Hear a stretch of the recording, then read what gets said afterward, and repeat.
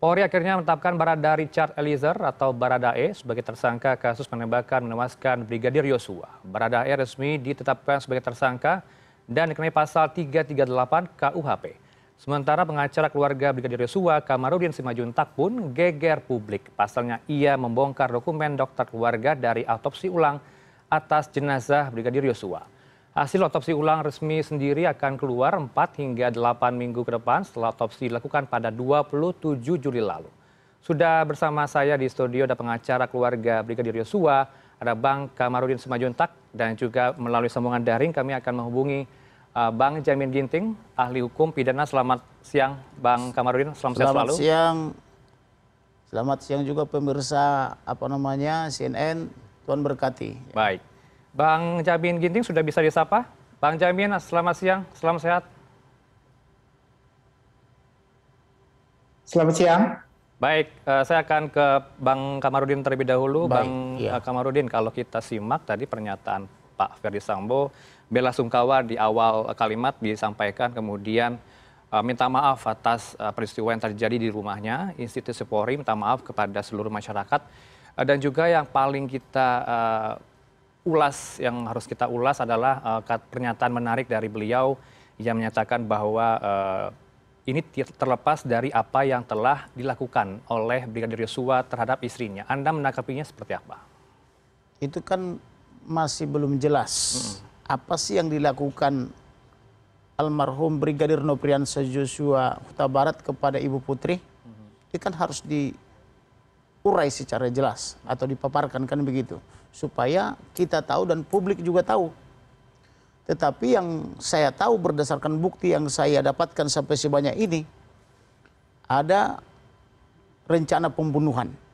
Baik. Atau pembunuhan terencana yang diawali dari 21 Juni 2022. Terus berlanjut sampai dengan tanggal 7 Juli 2022 di Magelang.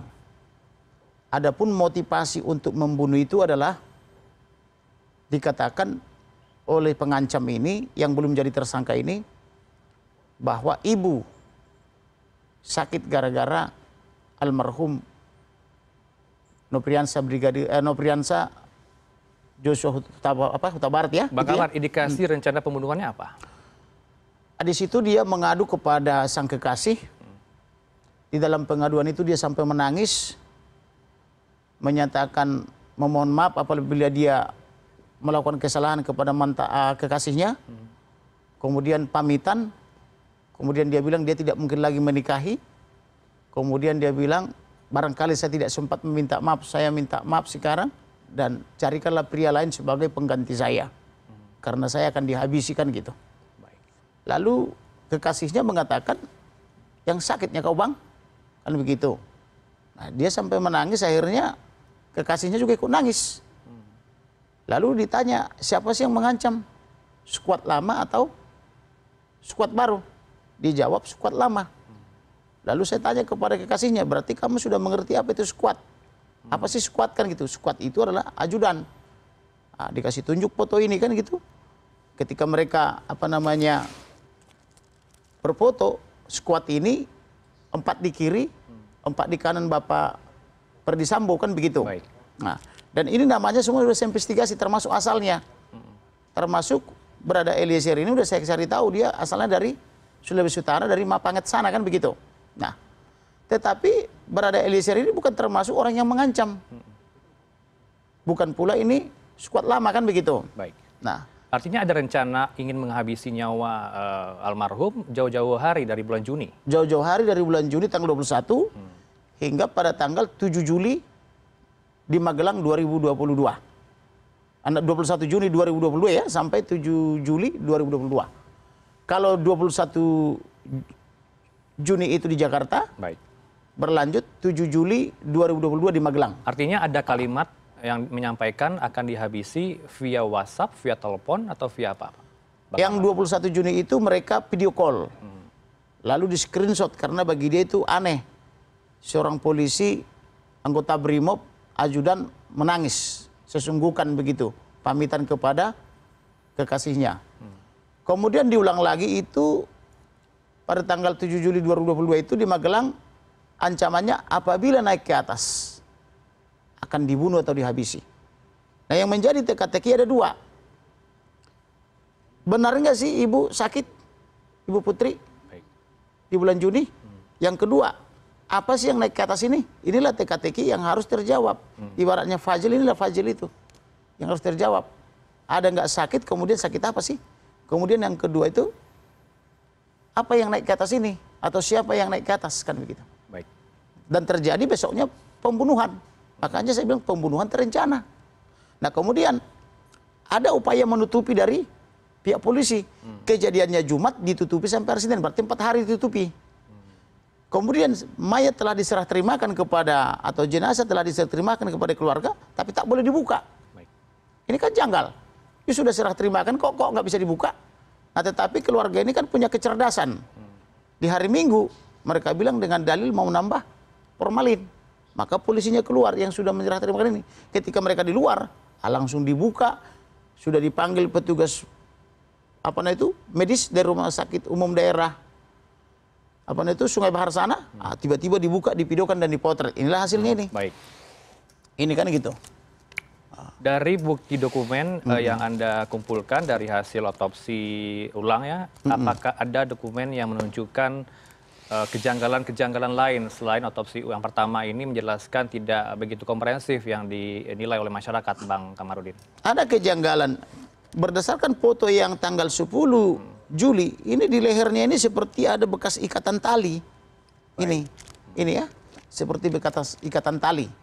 Nah, kemudian dari situlah kita telusuri, kita hitung peluru yang masuk berdasarkan rilis daripada Karopenmas Polri yang menyatakan tembak menembak. Ternyata dikatakan di situ 5 kali tembakan, 4 kena. Sedangkan almarhum 7 kali tembakan tak satu pun kena. Padahal dia duluan nembak, tuh kan gitu. Lalu kita hitung lukanya semua, lebih daripada 10. Nah, berarti ini bukan tembak menembak. Kok tembakannya 5 kali, katanya kena 4 kali, tapi kok lubangnya dan luka-lukanya lebih 10 kali. Kan begitu. Baik, yang ditemukan dari tim dokter keluarga saat otopsi ulang kedua apa saja ya, Bang Kamar? Apakah sama dengan yang pertama? Berbeda. Berbeda, apa yang walaupun kita tidak terima, tetapi dari pernyataan Karopenmas itu berbeda. Perbedaan pertama ya, kalau dulu dikatakan itu tembakan itu dari depan. Baik. Lalu serpihannya mengenai wajahnya yang tadi ya. Nah, tetapi setelah dilakukan otopsi kedua berdasarkan catatan ahli medis dan dokter atau magister kesehatan yang kita utus ke dalam, ditemukan tembakan dari belakang, tembus ke ujung hidung. Itulah yang dijahit itu tadi kan. Sementara yang disampaikan oleh sedangkan kepolisian, disampaikan Karopenmas adalah tembakan dari depan, tembak menembak. Baik. Sedangkan ini dari belakang. Nah, kalau sudah ditembak dari belakang dan sudah pasti mati itu karena yang disasar adalah otak, untuk apa lagi tembakan berikutnya? Itu tembakan berikutnya itu dari dari sekitar leher ini atau di bawah rahang ini tembus ke bibir kiri bawah.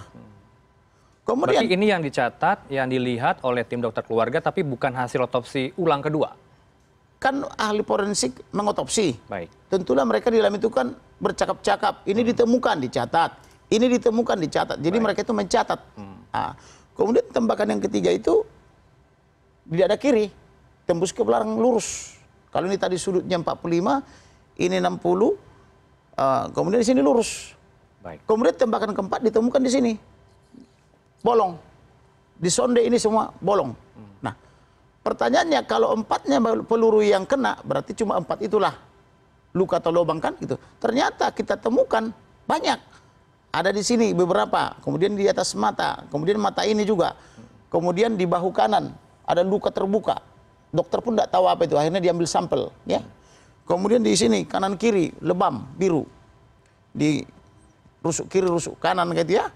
Kemudian apalagi tapi dari ini informasi, dipatahin. sebentar Pak Bang Kamar, tapi dari informasi keluarga sebelum insiden terjadi, kondisi dari Yosua baik-baik saja, tidak ada sebenarnya peristiwa sebelumnya yang mengakibatkan tubuh-tubuh dari almarhum ini mengalami cacat atau katakanlah ada hal-hal yang membuat lebam, kemudian ada hal-hal lain. Dia dilahirkan sempurna, melamar polisi sempurna, meninggal menjadi tidak sempurna. Ada apa kan gitu? Tangannya jadi patah. Kalau patah mana mungkin diterima Polri kan? Kemudian jari-jari ini dipatah-patahin. Berada Eliezer tak pernah mengatakan, oh saya yang mata-matahin jarinya. Saya yang matahin jari kelingkingnya dan jari manisnya. Saya yang matahin tulangnya. Ini kan. Tidak pernah dia ngomong begitu. Nah kemudian, di apa itu di lipatan kaki kiri ini, ada lebam dan resapan darah. Perbuatan apa lagi tuh? Yang jelas itu bukan perbuatan peluru. Kemudian di kaki kiri, di pergelangan kaki kiri ini, ada juga seperti luka tembak. Dokternya pun belum tahu, harus diperiksa dulu di lab. Kemudian di kaki kanan. Kemudian di kaki kanan ini juga ada luka, selain luka, ini tidak bisa lurus. Padahal ibunya melahirkan anak ini kakinya lurus, ikut polisi kakinya lurus, karena kalau nggak lurus kakinya tak mungkin diterima toh. Nah, Berarti siapa pelakunya ini?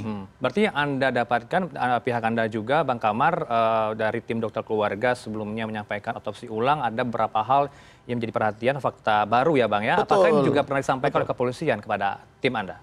Sudah kita sampaikan itu. Saya kemarin sudah diminta keterangan, itu saya masukkan dalam keterangan tambahan.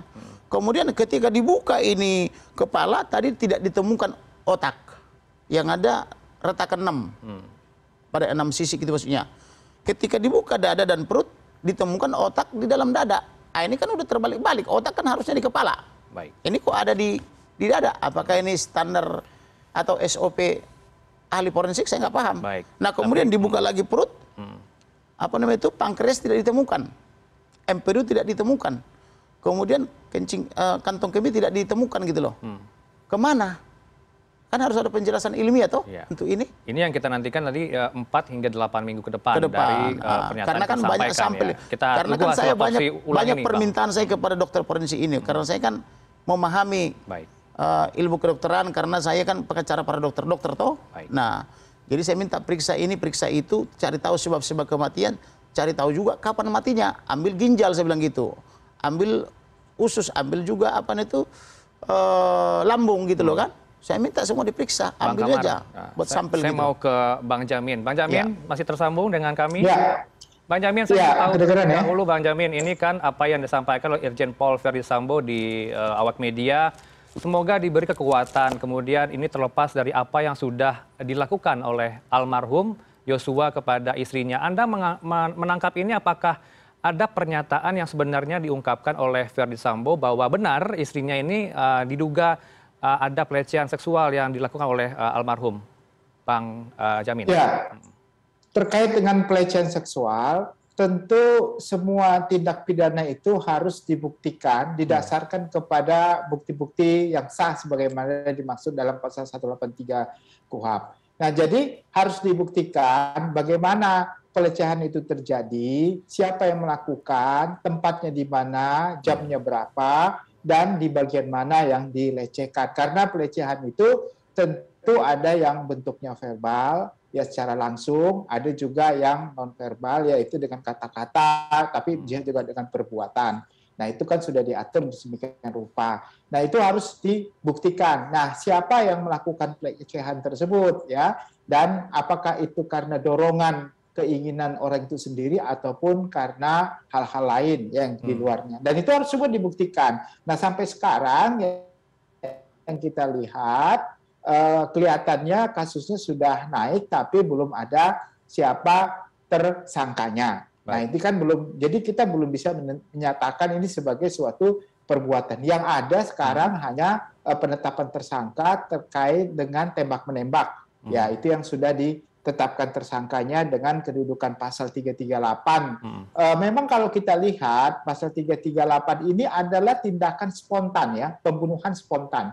Jadi tidak ada perencanaan. Kalau tadi Pak Kamarudin bilang di 340 itu harusnya ada rencana. Tadi sudah dikatakan rentetan kejadian yang merujuk kepada motif dilakukannya suatu tindak pidana. Nah, kalau motif melakukan tindak pidana itu bisa dari penembak sendiri, bisa juga dari orang lain.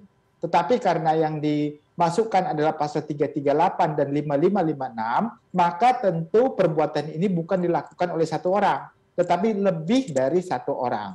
Nah, lebih dari satu orang ini bukan tidak ada orangnya, sudah diketahui orangnya, tinggal untuk mengumpulkan bukti yang cukup untuk menetapkannya sebagai tersangka. Karena kalau untuk menentukan 5556 ya, 5556 itu sudah harus ada orangnya, gitu. Anda melihatnya alat bukti untuk menetapkan tersangka lain sudah Cukup belum Bang Jamin, kalau kita menyimak dari pernyataan beberapa pihak ya Bang Jamin, ada dugaan pelanggaran etik yang dilakukan oleh Verdi Sambo karena ia sebagai propam dan kemudian ia juga ikut dalam olah tempat kejadian perkara, olah TKP di kejadian. Seharusnya ini adalah domainnya dari penyidik untuk melakukan olah TKP. Tapi yang bersangkutan ini juga ikut sebagai orang yang terlibat dalam olah TKP tersebut. Anda melihatnya Pak Verdi Sambo ini juga mendapatkan pelanggaran etik ya, Bang Jamin? Ya, kalau kita lihat fungsi daripada laporan, karena kedudukannya sebagai pelapor, apakah dia posisinya di situ sebagai penyidik? Ya tentu bukan. Penyidik kan kita ketahui pertama sekali adalah di Polres Jakarta Selatan. Jadi penyidik Jakarta Selatan lah yang melakukan oleh TKP. Nah, kedudukannya di sana sebagai apa? Baik. Kalau dia sebagai tuan rumah, ya mungkin berbeda. Tapi kalau sebagai penyidik, ya tentu jelas lah itu kan konflik of interest ya di tempatnya ya. Jadi jelas itu akan ada pelanggaran kode etik di situ. Nah, jadi kita kalau melihat ini tentu nanti kita lihat di pasal 5556 ini siapa begitu. Bisa saja pelaku itu dilakukan bersama-sama dengan orang atau bisa juga orang ini disuruh untuk melakukan suatu perbuatan. Nah, nanti kalau dalam konteksnya whitelocking itu artinya menyuruh melakukan tindak pidana, maka orang yang menyuruh itu adalah aktor intelektual dari perbuatan ini semua. Nah, jadi tentu Barreskrim sudah mengantongi nama-nama itu karena dia sudah berani masukkan pasal 5556. Kalau enggak dia nggak akan berani masukkan itu. Tinggal mencari alat bukti untuk bisa menetapkan sebagai tersangka berikutnya yang bersama-sama dengan Baradae tersebut. Begitu. Baik, ditahan Bang Jamin, Bang Kamar, kita akan break sejenak. Tetaplah bersama kami di CNN Indonesia Breaking News.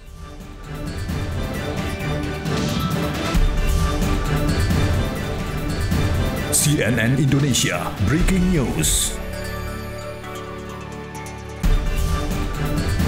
CNN Indonesia Breaking News. Anda kembali bersama kami di CNN Indonesia Breaking News, masih terkait dengan perkembangan kasus kematian dari almarhum Brigadir Yosua. Kami masih bersama narasumber kami, ada Bang Kamarudin Simajuntak dan juga dari wakil kuasa hukum ya, kemudian juga ada Bang Jamin Ginting, ahli hukum pidana.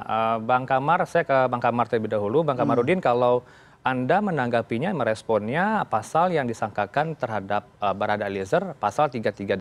Sementara kalau tidak salah, ini informasi saya pun, kalau keluarga atau keluar dari tim Anda mengajukan pelaporan ke kepolisian pasal 340, dugaan pembunuhan berencana. Yang kita laporkan itu pasal 340 atau dugaan pembunuhan terencana. Karena ada buktinya ya. Kemudian junto pasal 338 atau pembunuhan. Junto pasal 351 ayat 3 KUH pidana ya. Yaitu penganiayaan yang menyebabkan matinya orang lain. Nah, Baik. memang terkesan lambat. Tetapi tetap kita apresiasi. Kalau kita jujur, di hari pertama itu Baradae sudah harus tersangka karena dia mengakui dia yang melakukan. Walaupun saya tidak yakin dia pelakunya. Saya yakin Siapa Bang pelakunya? Pelakunya yang menyuruh melakukan. Yang menyuruh siapa? Yang menyuruh itu tugas penyidik mengungkap. Yang jelas pasti ada yang menyuruh dia melakukan berdasarkan bukti-bukti temuan saya.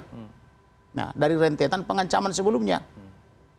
Nah, cuman penyidik belum mau atau masih tarik kepentingan untuk mengungkap yang sebenarnya. Tetapi tetaplah kita apresiasi, sudah dibuka dulu pintu atau tangga pertama. Tentu akan ada tangga kedua, ketiga, keempat, nanti sampai tangga ke-9. Nah, tapi kita sabar menunggu. Anda optimis? Yang jelas, dengan dicantumkannya pasal 55, berarti ada penyerta. Baik. Ada tersangka lain. Ditambah lagi dengan pasal 56. Ada yang membantu melakukan. Ada yang menyuruh melakukan. Kan begitu. Yang menyuruh melakukan, yang membantu melakukan, atau istilah hukumnya itu pasal 5 itu delneming. Ada konkursus kan gitu. Nah, ini pasti berkembang. Kecuali dia tidak cantumkan pasal 5556. Karena kita juga melaporkan mencantumkan juga 340, 338, 351, 5556. Nah, dengan dibukanya pasal 556 berarti masih terbuka peluang buat yang lainnya itu, yaitu yang menyuruh melakukan, yaitu rentetan pengancaman ini. Sampai terjadinya pembantaian itu kan, yang kemudian juga Barada Eliezer terus berganti keterangan. Dia bilang awalnya tembak dari lantai 2, Ketika saya rilis ada tembak dari belakang, oh ya, setelah dia tersungkur saya tembak lagi belakangnya kan gitu. Berkembang terus dia. Kemudian saya kasih tahu lagi, wah patah-patah jari-jarinya, patah-patah tubuhnya atau tangannya. Oh iya kami bergulat dulu baru tembak menembak. Ini kan terus berkembang nih. Terus dia mengikuti pola yang saya keluarkan. Nanti saya keluarkan lagi rahasia baru, dia ngikutin lagi. Karena dia didoktrin untuk itu. Tetapi saya yakin bukan dia saja pelakunya. Dia hanya polisi paling pangkat rendah di situ di antara skuad itu. Yang disuruh bertanggung jawab. Seberapa yakin Anda ada tersangka yakin 100%. lain? Tapi kalau kita melihat perkembangannya, Bang Kamar, ini kan juga ada dugaan pembersihan alat bukti di TKP. Ada upaya untuk menghilangkan alat bukti. Kenapa Kapolres Jakarta Selatan yang merupakan informasinya saya dengar terbaik di angkatannya 96, kenapa dia bisa begitu tidak profesional pada hari itu? Karena ada yang menekan dia. Dia berhadapan dengan pangkat dan dalam struktural yang sangat tinggi. Sehingga walaupun dia sudah kombes Kapolres Jakarta Selatan, hilang semua logika berpikir dia, yaitu tidak mengamankan TKP, tidak memasang polis lain, tidak melibatkan Inapis, tidak dipotret, tidak melibatkan ahli forensik, tidak melibatkan uji balistik dan sebagainya, tidak memasang polis lain. Itu sudah standar universal bahwa di mana-mana tindak pidana pembunuhan pasti dipasang polis lain, garis pembatas tidak boleh lewat kan begitu. Tapi kenapa ini hilang semua? Padahal ini justru terjadi di unsur propam, di rumah propam tertinggi, yang mana dia adalah garda terdepan untuk menegakkan disiplin cara menegakkan hukum di seluruh polda di tanah air, 34 polda. Tapi kenapa justru di rumahnya? Ya karena di sini ada kepanikan. Paniknya itu tidak terencana dengan baik. Skenarionya dibuat setelah terjadi kan begitu. Baru dibuatkan skenario lain. Ya itulah yang kita duga Kapolres Jakarta Selatan ikut membangun skenario ini. Makanya sampai 4 hari, Senin, Jumat, Sabtu, Minggu, Senin, 4 hari tutupi. Tapi saya yakin Kapolres Jakarta Selatan pasti melapor sesuai SOP kepada komandannya. Siapa sih komandannya? Kapolda Metro Jaya. Karena ini terjadi di rumah petinggi utama Polri, pasti Kapolda melapor ke Kapolri. Setidaknya ke Kabarreskrim kan begitu. Tidak mungkin dia tidak melapor. Ini peristiwa yang sangat besar loh. Tetapi kenapa baru diungkap di hari Senin? Karena sudah ada rilis kecil-kecilan di Sungai Bahar. Kemudian kenapa dipasang polis lain setelah dibersihkan TKP? Karena untuk berkamuflase. Yang tadinya CCTV pun sudah disambar petir, tiba-tiba kembali lagi. Dekorder sudah dicuri atau dilucuti orang lain, tiba-tiba kembali. Tapi tak ada tersangka petir, tidak ada tersangka pencuri atau yang menghalang-halangi penyidikan atau menghilangkan barang bukti. Petir dalam tanda petik kan harus jadi tersangka dong. Kalau sudah disambar kembali lagi, harusnya pakai berita acara dan dia tetap jadi tersangka petir ini. Petir mana nih dalam tanda petik kan gitu. Saya ke Bang Jamin. Bang Jamin, ini ada optimis dari keluarga atau katakanlah ini kuasa hukum dari pihak keluarga, Bang Kamarudin. Bang Jamin masih tersambung? Ya, Bang Jamin, ini kan ada keyakinan dari tim kuasa hukum, ada tersangka lain. Kalau Anda melihatnya ada upaya menghilangkan alat bukti di TKP, apakah ini akan menyulitkan dari pihak penyidik untuk mengungkap tersangka lainnya, Bang Jamin? Ya, tentu apa yang disampaikan tadi terkait dengan olah TKP yang dilakukan beberapa hari, 3 hari setelah adanya tindak pidana terjadi, itu sangat menyulitkan tentunya karena TKP itu kan di sana banyak sekali bukti-bukti yang mengarah kepada pelaku, korban, dan orang-orang yang ikut dalam tindak pidana tersebut ya. Apakah sidik jari, alat yang digunakan melakukan kejahatan, hasil dari suatu kejahatan, itu sangat berarti. Tapi kalau nantinya olah TKP tersebut ternyata alat-alat bukti yang diharapkan tidak ditemukan, saya kira kemampuan dari Kabarreskrim kita tidak lebih jelek ya. Artinya dia mampu pasti untuk mengambil alat bukti lain untuk membuktikan ada tindak pidana. Karena bisa saja dengan menggunakan saksi-saksi dan juga dengan evidence yang bisa-bisa kita jadikan seperti bentuk-bentuk yang intellectual evidence atau evidence yang atau bukti-bukti yang diambil dari teknologi ya. Jadi sudah cukup canggih lah saya kira ya alat-alat bukti yang mengarah kepada olah TKP tersebut. Nah, jadi bukan satu-satunya olah TKP tersebut menjadi dasar untuk membuktikan adanya suatu tindak pidana. Saya setuju terkait dengan contohnya tadi setiap orang yang hadir di situ atau yang menyaksikan di situ kan semua sudah diperiksa dan ada pasti petunjuk mengarah kepada ada suatu perbuatan yang nanti bisa dibuktikan apa motif dari perbuatan tersebut dan siapa yang ikut serta melakukan perbuatannya tersebut. Saya kira oleh TKP itu merupakan salah satu unsur saja gitu. Baik, Bang Jamin dan juga Bang Kamar, kita harus break lagi. Tetaplah bersama kami di CNN Indonesia Breaking News.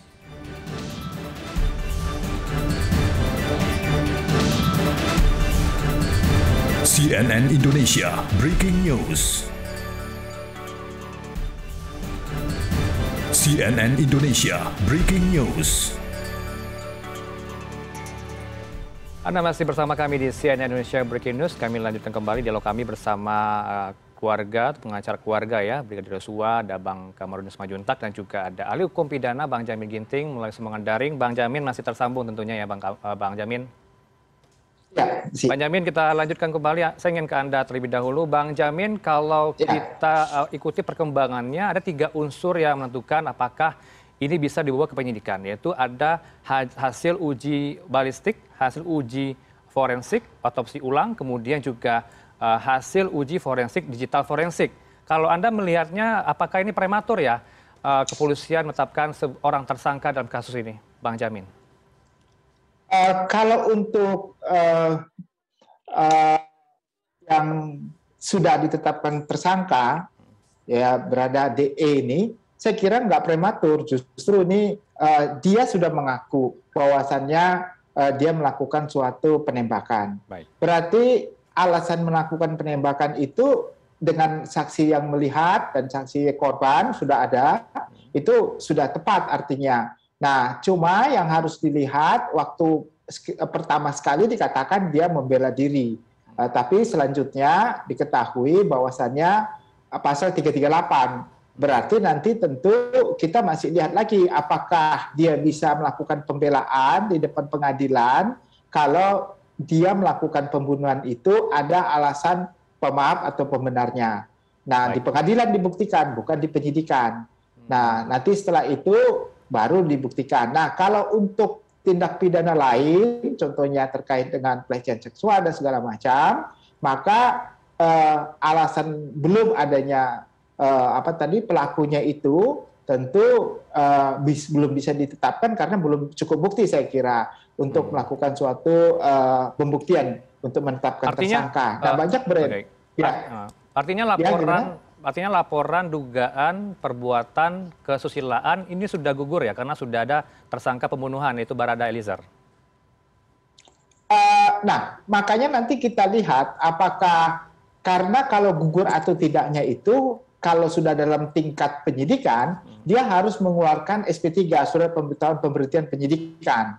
Nah, kalau dia masih hidup penyidikannya, maka masih diproses. Hanya saja kita ketahui kalaupun nanti pelakunya diduga adalah korban yang sudah meninggal dunia, maka dia tidak bisa lagi menjalani masa tahanannya karena kan sudah meninggal ya. Jadi sebaiknya otomatisnya itu harus penyidikannya dihentikan karena percuma juga ya untuk ditindaklanjutin. Tapi kan keluarga perlu dasar kalau orang sudah ditetapkan sebagai tersangka harus dibersihkan nama baiknya, harus sampai ke pengadilan begitu. Baik. Kalau ditetapkan tersangka. Tapi kalau diberhentikan sebelum ada tersangkanya, saya kira sudah berhenti dalam proses penyidikan saja dan bisa dikeluarkan SP3 seperti itu. Baik.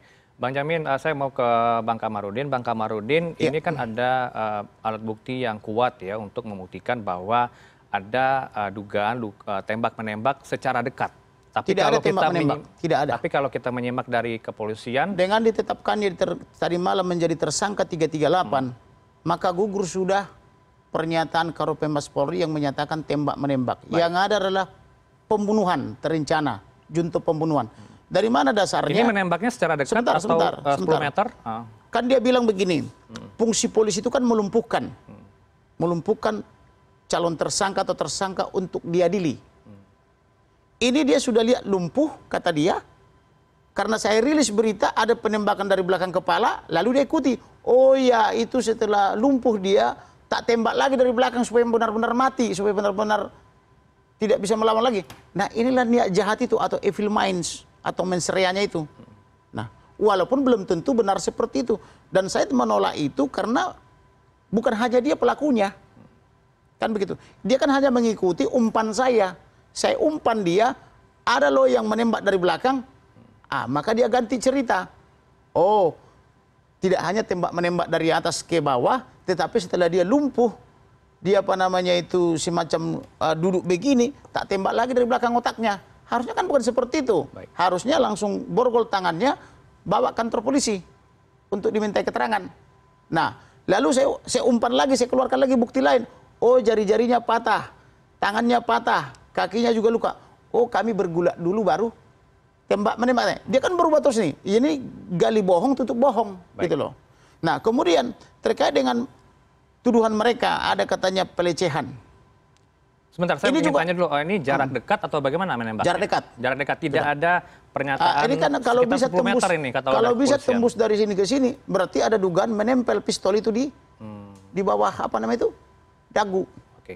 Nah, kemudian ini lurus, ini juga ada dekat, tapi ini biarlah ini ahlinya yaitu uji balistik dan forensik kan begitu. Baik. Demikian juga ini kan begitu. Nah, tetapi saya mau nyambung tadi mengenai katanya pelecehan. Baik. Ini mereka juga ganti-ganti loh, dugaan pelecehan. Kemarin kalau lihat di TV lain saya live dengan pengacaranya, lalu saya kutip dugaannya. Kalau dugaannya kan belum terjadi. Baik. Percobaan katanya. Percobaan juga belum terjadi. Percobaan apa, Bang? Percobaan pelecehan. Nah, kalau percobaan pelecehan kan berarti dia berusaha untuk melecehkan tapi tercegah oleh orang lain kan begitu. Bisa oleh calon korbannya, bisa juga oleh orang lain. Kemudian diganti lagi kekerasan seksual.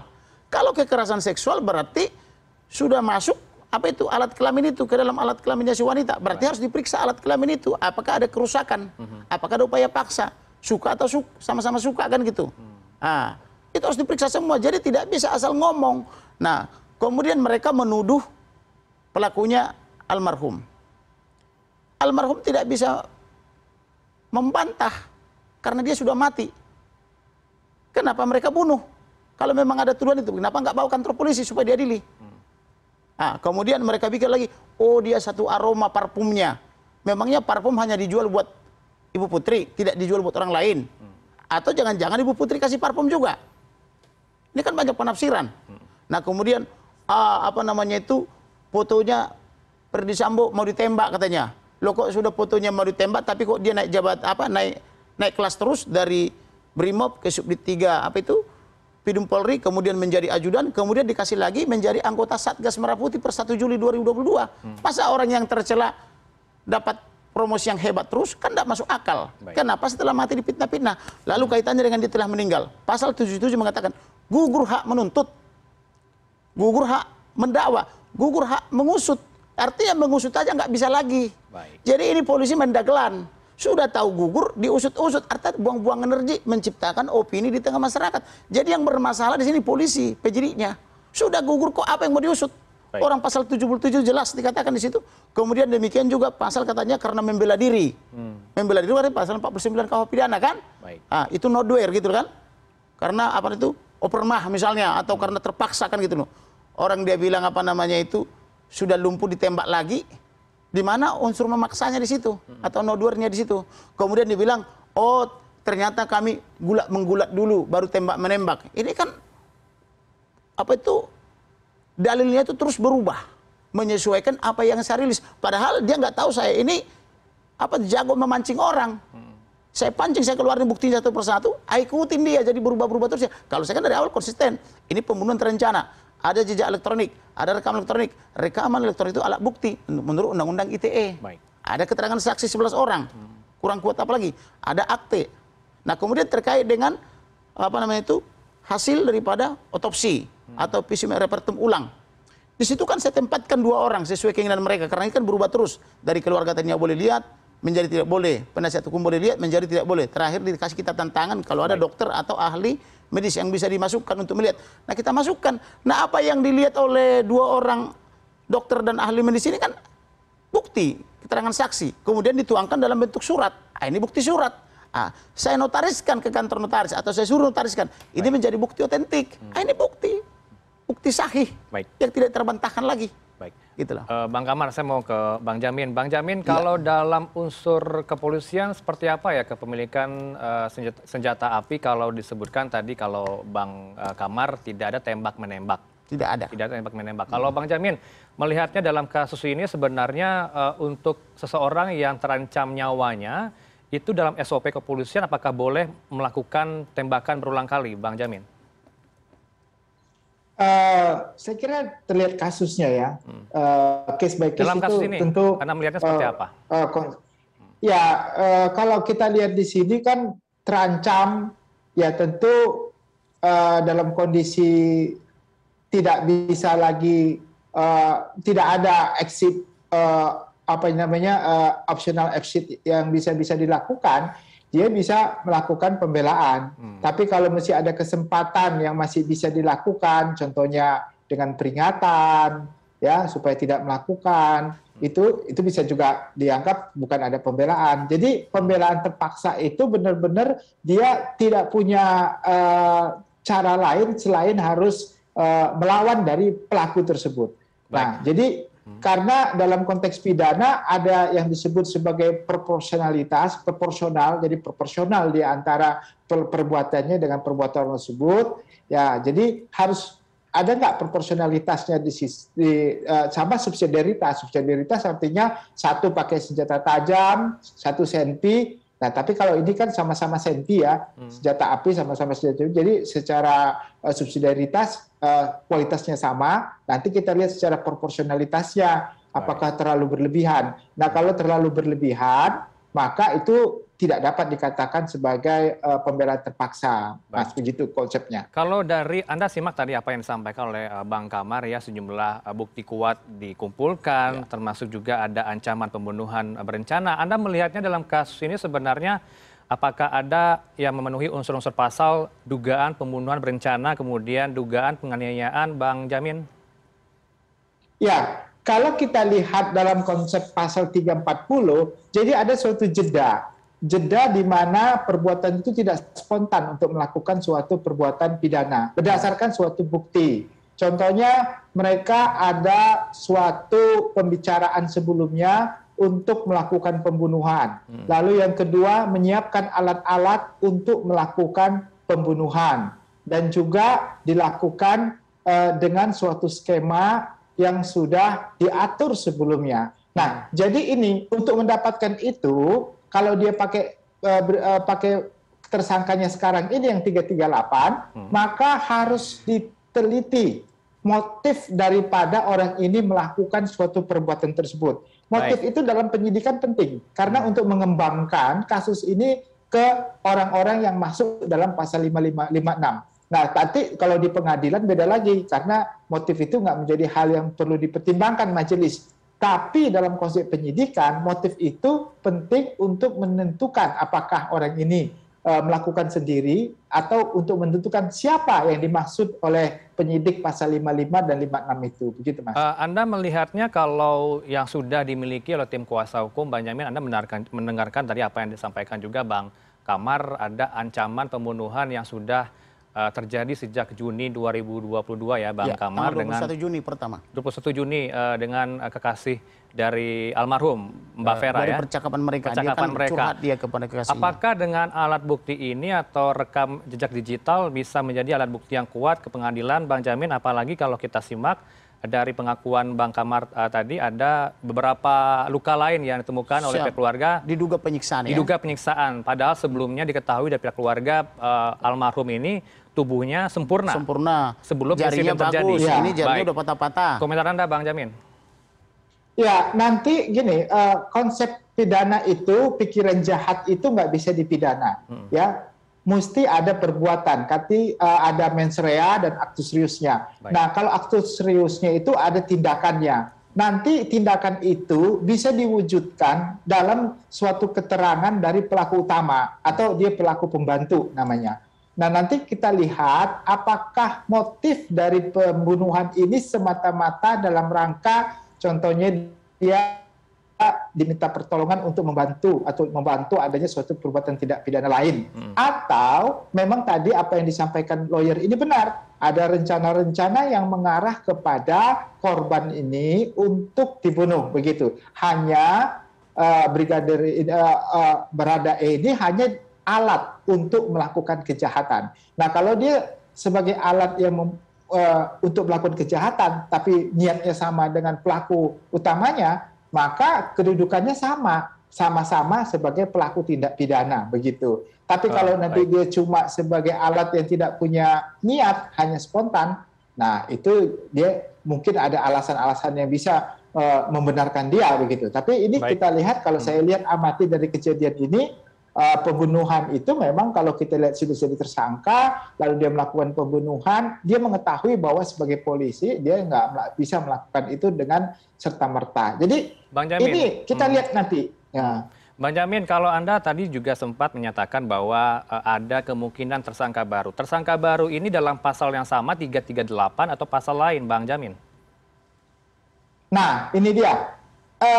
Sebenarnya kalau dalam konteks penyidikan, harusnya pasalnya lebih banyak untuk bisa menjerat lebih banyak pelaku untuk pasal-pasal yang akan diterapkan. Karena bisa saja nggak ada masalah untuk mengambil suatu pasal baru, ya, apakah atas persetujuan daripada jaksa yang mengawasi tindak pidana ini. Nanti kalau ada fakta baru ditemukan bahwa ini bukan tindak pidana pembunuhan spontan, maka akan dikembangkan untuk penambahan pasal baru terkait dengan apa yang disampaikan atau apa yang dilaporkan oleh kuasa hukum keluarga, yaitu pasal 340. Gitu. Jadi bisa saja muncul pasal itu sebelum nanti jaksa benar-benar meyakini ada pasal-pasal yang pasti akan dibawakan ke pengadilan. Jadi nggak masalah itu ya, bisa dimasukkan. Kalau dikaitkan dengan temuan tim dokter keluarga, Bang Kamarudin sudah menjelaskan tadi ada beberapa poin yang menjadi perhatian tim dokter, Bang Jamin. Ada keterangan yang tidak sinkron, tidak sama dengan kepolisian ya, Bang Kamar, terhadap dengan penembakan dari belakang kepala, kemudian juga ditemukan tembakan di bagian dada, kemudian di bagian pergelangan tangan ya, Bang Kamar. Ada 4 tembakan. Apakah ini dengan kita belum masih menunggu hasil otopsi ya 4 hingga 8 minggu ke depan, tapi yang sudah dikumpulkan sejauh ini dari apa yang dilihat, apa yang dicatat oleh tim dokter dari keluarga, ini menjadi bukti kuat kalau fakta baru sudah ditemukan, apakah ini juga dikaitkan dengan tersangka baru, Bang Jamin? Ya, terkait dengan pidana, semua alat bukti itu harus diserahkan kepada penyidik. Dan kualitas apakah bukti itu bisa meyakinkan untuk sebagai dasar menetapkan tersangka lain, itu ada pada penyidik. Jadi penyidik yang mengolah ya bersama-sama dengan jaksa pengawas nanti untuk melakukan penilaian kualitas suatu alat bukti. Jadi itu hak daripada penasihat hukum, dan memang seharusnya penasihat hukum juga sudah memberikan itu kepada penyidik. Tinggal nanti bagaimana mengawal supaya alat-alat bukti itu dapat mengarah kepada orang-orang yang masuk dalam pasal 5556 tadi. Jadi kelihatannya kalau apa yang disampaikan oleh lawyer itu bisa diaminin dan bisa dinyatakan sebagai bukti yang sah, sebagai suatu bukti yang bisa menjerat pasal 5556, ya saya kira nggak ada masalah. Nah, nanti dikawal aja, tinggal penyidik benar-benar menggunakan atau tidak, begitu Mas. Baik, Bang Jamin, kita harus break. Bang Kamarudin, kita juga harus break sejenak. Tetaplah bersama kami di CNN Indonesia Breaking News.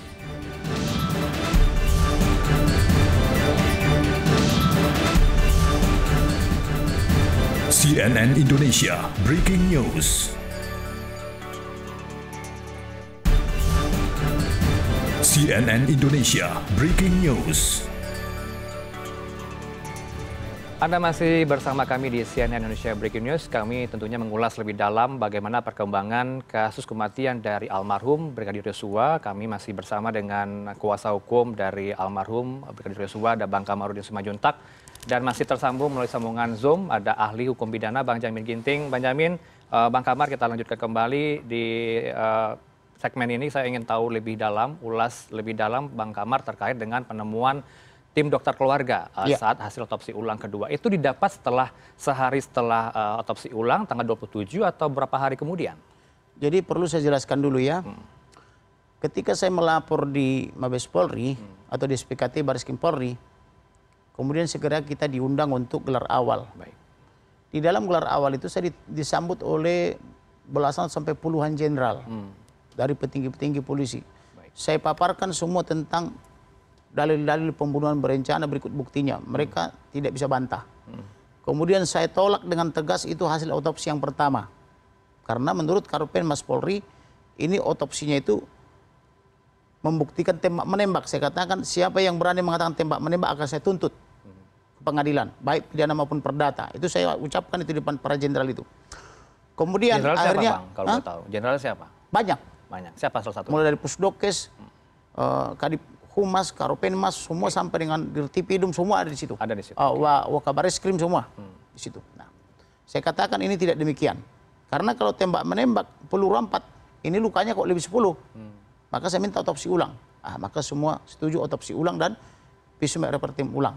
Nah, kemudian berkembang ada rapat penasihat hukum maupun keluarga boleh ikut melihat otopsi itu.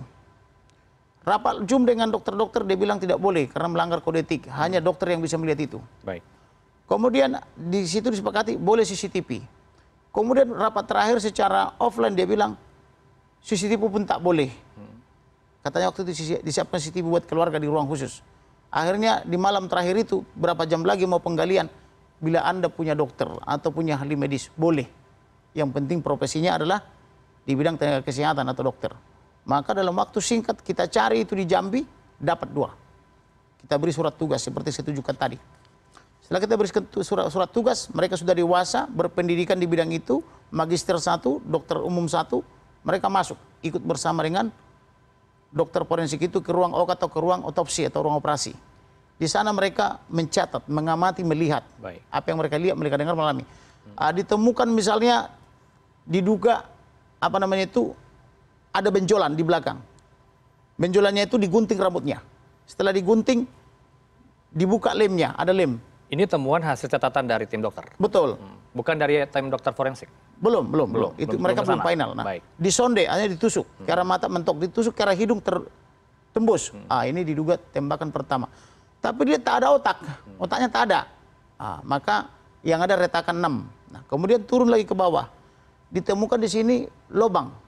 Diduga dari bawah ini ke sini. Nah, kenapa diduga dari sini? Karena tak ada luka ke sini. Tidak ada rembesan luka ke sini. Kalau dari sini kan pasti tembus ke sini kan gitu. Nah, disonde tembus. Nah, diduga tembakan kedua. Kemudian dibuka bajunya, ditemukan lubang. Disonde, sudah dilem ya, tembus. Berarti diduga tembakan ketiga. Kemudian dibuka lengan. Di sini ada lem juga. Dibuka lemnya, ditusuk, tembus juga. Berarti diduga 4 peluru. Nah, kemudian ditemukan pergelangan tangan patah. Kemudian ditemukan lagi nih jari-jari patah semua. Kemudian ada luka terbuka di jari manis. Baik. Karena tidak tahu penyebabnya apa, diambil sampel untuk diperiksa. Kemudian ditemukan lagi luka yang menganga di sini, luka terbuka. Tidak tahu penyebabnya apa, di luka benda tajam atau apa, diambil sampel untuk diuji di lab krim. Makanya mereka lebih lambat nanti. Kemudian di black line ini dibuka. Begitu dibuka, ditemukan otak di dalam kantong plastik, di dalam dada. Nah, jadi otak pindah ke dada. Diduga ini perbuatan dokter forensik yang pertama atau yang pertama. Tapi apakah ini standar SOP mereka? Itu biar Artinya Anda sudah menerima hasil otopsi pertama? Sudah. Keluarga Sudah juga saya sudah menerima? Sudah tanda tangan juga? Sudah. Persetujuan? 2 orang saksi yang melihat itu sudah menandatangani, langsung diaktakan ke notaris, namanya legalisasi. Tapi Anda tidak percaya notaris itu kan ada 3. Ada warmarking, itu yang paling rendah, kemudian di atasnya legalisasi, yaitu tanda tangan di hadapan notaris. Yang ketiga akta. Akta itu minutannya ada di dokter. Ini yang legalisasi. Itu yang kapan persetujuan dengan pihak keluarga otopsi pertama, Bang Kamar? Persetujuan Otopsi yang awal? Otopsi awal kita nggak pernah lihat. Tidak menerima hasilnya? Tidak pernah menerima. Oke. Karena disebut di situ mati karena tembak menembak. Kan begitu narasi yang dibangun dulu. Maka kita tolak. Makanya saya ancam, siapa yang berani mengatakan tembak menembak, saya tuntut pidana dan perdata. Karena ini bukan tembak menembak. Saya kan biasa menangani kasus-kasus kriminal, kan begitu. Saya punya pengetahuan juga dong, expert juga saya di bidang itu. Jangan dibilang tidak expert. Expert juga.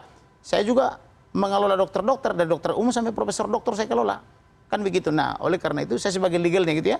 Jadi jangan dikatakan kita tidak expert. Bagaimana kita bisa membela nasib dokter kalau kita tidak expert di bidang itu? Baik. Kan begitu. Nah, Kemudian kemudian Bang Kamar tadi sudah disebutkan bagian kepala, bagian bagian dada ditemukan dada. otak ya.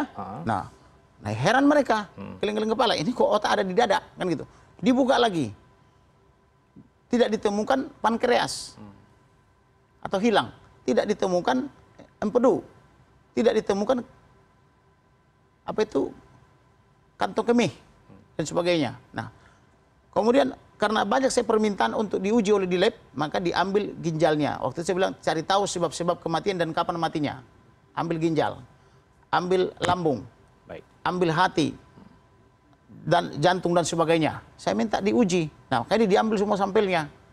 Nah, itulah makanya ahli forensik yang gabungan ini lebih lambat dari kita. Kalau kita kan berdasarkan pengamatan, berdasarkan percakapan mereka. Oh, lubangnya sekian milimeter atau sekian sentimeter dicatat. Kedalamannya disonde 12 sentimeter dicatat. Artinya yang bekerja itu adalah ahli forensik, tapi yang mereka catat itu adalah hasil kesempatan mereka di dalam. Baik. Maka ini sah karena dua orang melihat. Baik. Kecuali hanya satu orang, unus testis, ini kan dua orang. Nah, dua orang ini apa yang mereka lihat dibikin catatan, ada catatannya di sini. Dari hasil catatannya langsung saya potret, akte notaris kan bikin dalam bentuk laporan, dilaporkan dalam bentuk laporan seperti itu, lalu dinotariskan kan. Otentik udah.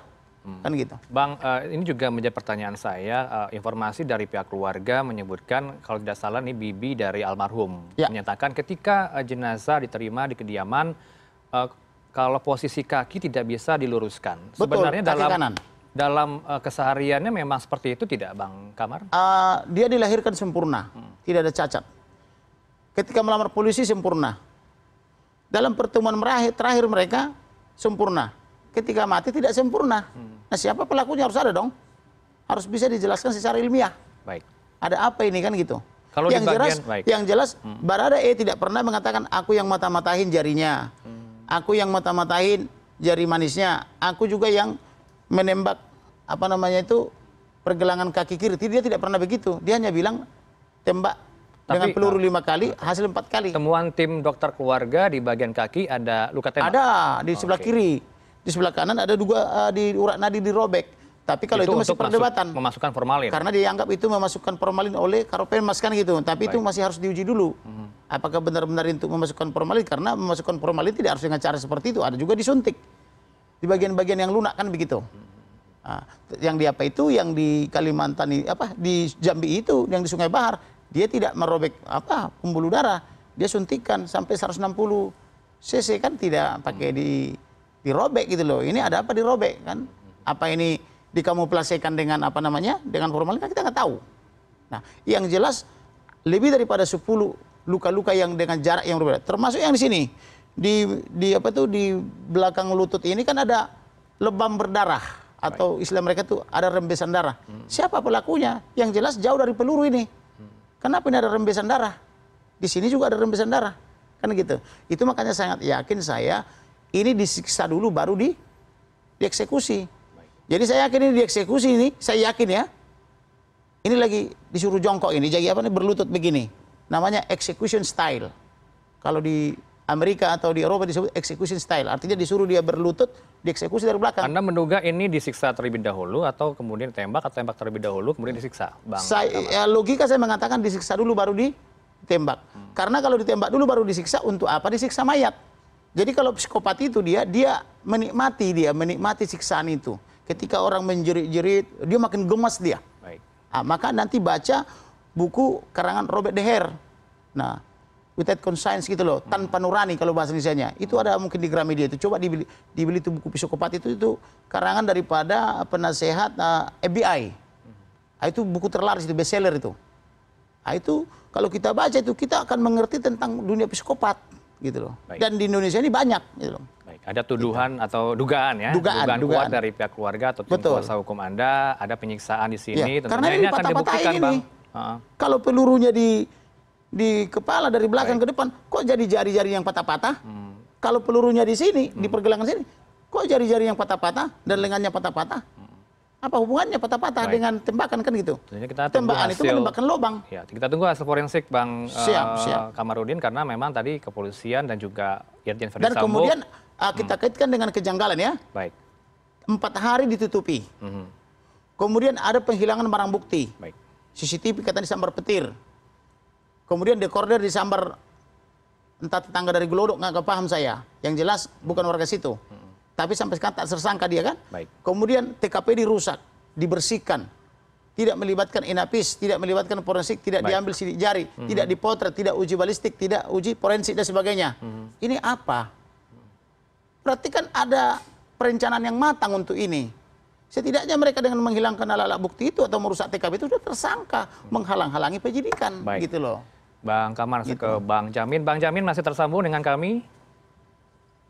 Ya, masih ya. Bang Jamin, kalau untuk hasil otopsi yang pertama, apakah ini harus sebenarnya dipublikasikan ke publik secara komprehensif atau tidak? Tapi nanti jawab setelah jeda, tetaplah bersama kami di CNN Indonesia Breaking News.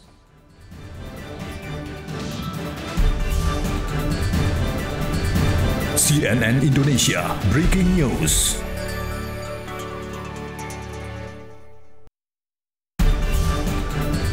CNN Indonesia Breaking News.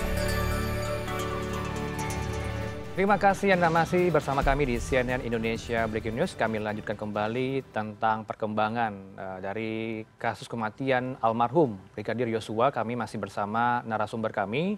Ada kuasa hukum dari almarhum Brigadir Yosua, Bang Kamarudin, kemudian juga Bang Jamin Ginting melalui sambungan Zoom. Bang Jamin, saya ke Anda terlebih dahulu.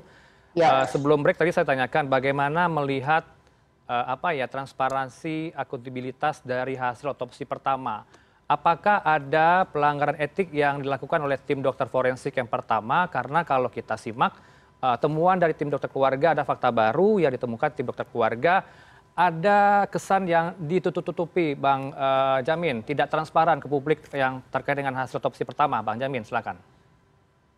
Ya, kalau kita mengacu kepada pasal 133 dan 134 KUHP, di situ dikatakan bahwa proses otopsi dalam rangka VAR, ya, visum et repertum, itu hasilnya, itu digunakan sebagai alat bukti di pengadilan. Baik. Artinya apa? Artinya sebenarnya itu sulit sekali untuk menyatakan bisa dibuka kepada umum. Tetapi ini untuk kasus yang kepentingan publik juga sangat diutamakan, apalagi tim pencari fakta sudah dibentuk, maka kelihatannya apa yang disampaikan oleh Kapolri dan Presiden untuk transparansi itu menjadi suatu penting sehingga dimungkinkan untuk dibuka di tempat umum sebelum ke pengadilan.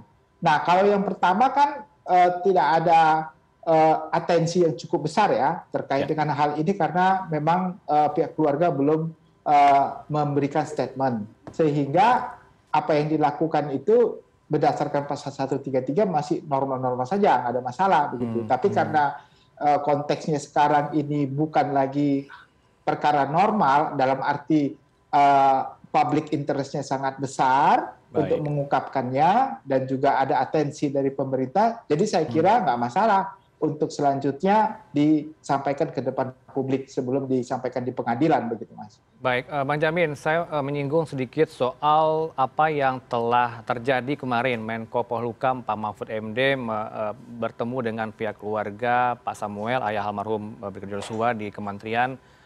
Kemudian yang disebutkan oleh Menko Polhukam adalah Bang Jamin bahwa dengan kejadian ini sebenarnya dari istana hanya memantau sebagai upaya teknis, tidak menyentuh ke sana, tapi lebih melihat bagaimana ini ada psikohierarki, ada psikopolitis di sini ya, politik. Anda melihatnya apa yang disampaikan oleh Mahfud MD ini terkait hal ini?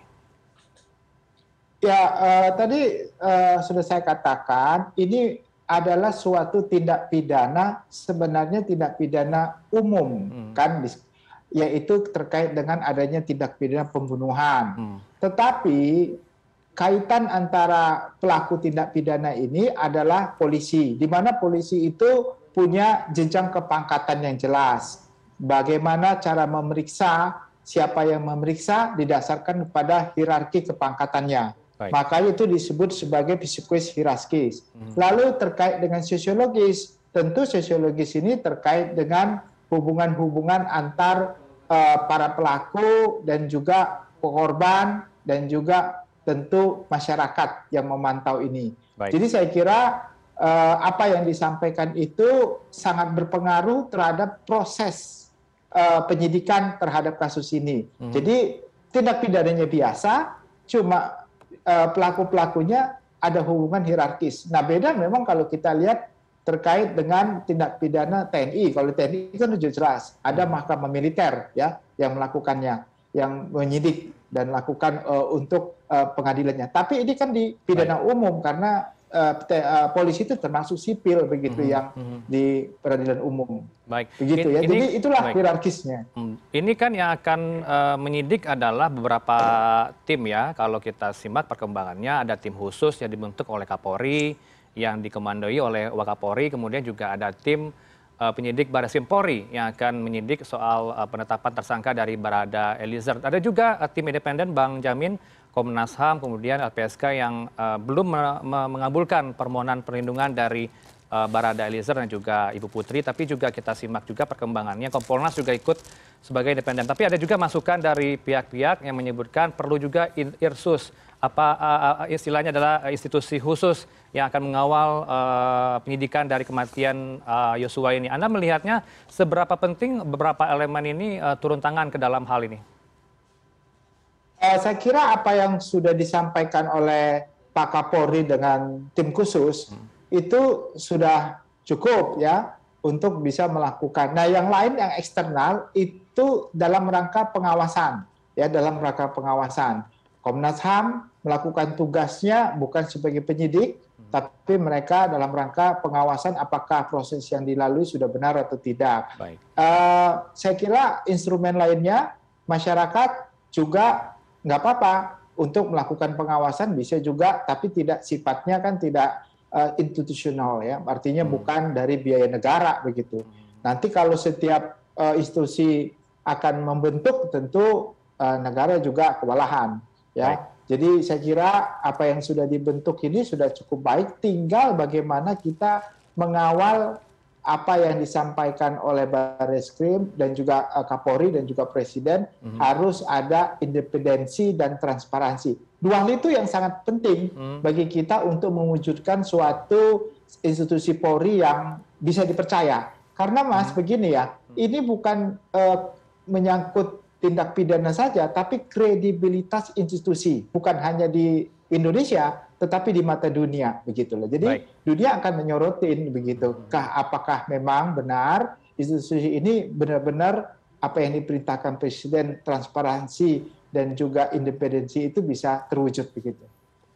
Bang Kamar, saya tetap masih ke Bang Jamil sebelum ke Anda. Saya ingin tahu juga bagaimana untuk perkembangan pemeriksaan dari istri Verdi Sambo, Ibu Putri Chandrawati. Seberapa pentingkah keterangan yang akan disampaikan oleh pihak yang bersangkutan, karena memang ada laporan, ada dugaan tindakan kesusilaan. Artinya memang keterangan dari Putri Chandrawati dibutuhkan saat ini, Bang Jamin. Ya, kalau dia sebagai korban pelaku tindak pidana, tentu pertama sekali korbanlah yang melaporkan adanya suatu tindak pidana yang terjadi terhadap dirinya. Bagaimana perbuatan itu dilakukan, kapan dilakukan, bagaimana dilakukan. Tidak bisa diwakilkan.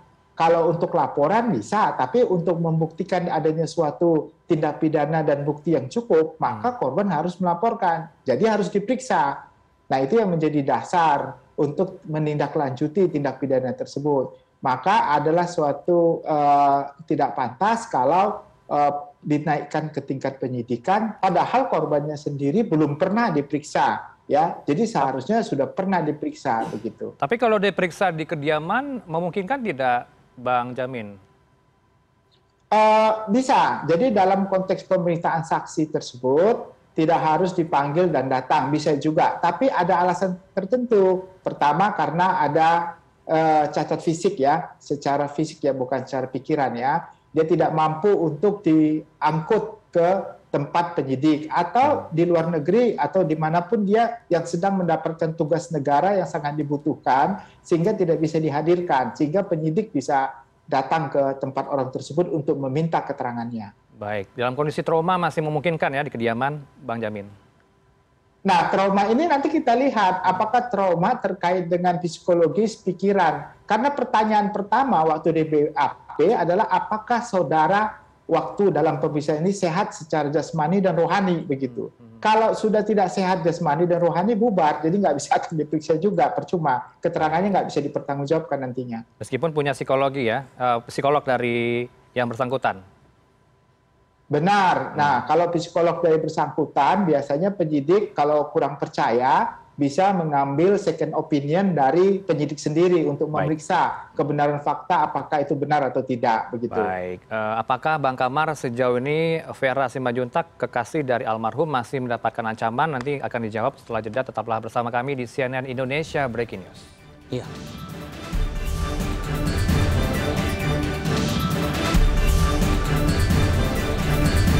CNN Indonesia Breaking News.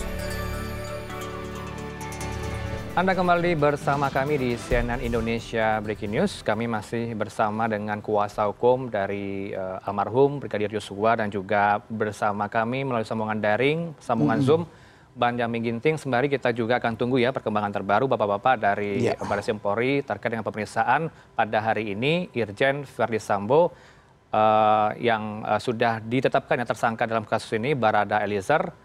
Bang Kamar, saya ingin ke Anda, kalau Anda sejauh ini mengamati dari apa yang disampaikan oleh Vera Simanjuntak selaku kekasih dari almarhum Brigadir Yosua. Hingga saat ini informasi yang kami himpun juga yang bersangkutan mendapatkan ancaman dari orang yang tidak ia kenal. Kalau Anda melihatnya kenapa sampai saat ini kuasa hukum masih belum meminta perlindungan dari LPSK?